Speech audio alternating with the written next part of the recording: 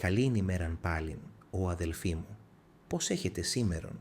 Εγώ για καλώς έχω ότι νυν ουκ εργάζομαι, αλλά κατούικον μένω. Πολλά και ενδιαφέρον σκοπό και θαυμάζω τα βιβλία μου σκοπών.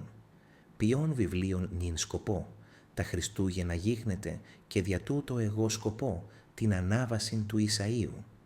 Ου μόνον γάρ εν το καταμαθάιον και κατά Λουκάν ευρίσκεται η γένεσης του Ιησού, αλλά και εν τους αποκρύφης γράμμασιν. Γράφεται γάρ ότι ο Ιησούς κατόκισεν εν το ουράνο παρά το πατρί αυτού προ της γενέσεως, αλλά κατέβη στη γην, ώστε άνθρωπος γίνεστε και αποκτήνεστε υπό του σατανά. Ομοϊός εστίν το κατά Ιωάννηνε ως δοκίμη.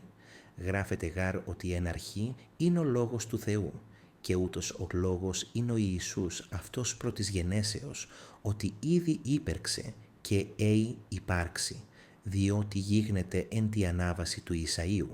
Ο Ισάιος ανάβαινει και βλέπει κατ' όναρ των Χριστών καταβαίνοντα εις την γην.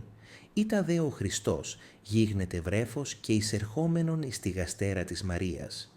Δηλώνεστήμη ότι ού την αλήθειαν λέγεται, αλλά μυθός εστιν ενδιαφέρος.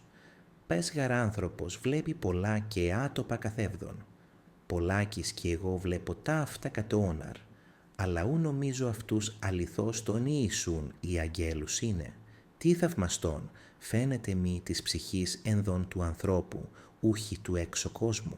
Αρέσκει γάρ μη, σκοπήν ταύτα τα βιβλία, ότι πολλά περί των ανθρωπίνων γράφεται. Θέλομεν γαρπέτεσθε εις των ουρανών και μόνον δυνατόν εστιν ημίν κατόναρ.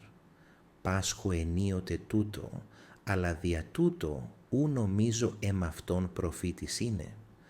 Αλλά ου μάλα φρόνιμος ημί, ίσως είτε βέλτιον εμού καταλαμβάνουσιν τι γίγνεται ημίν.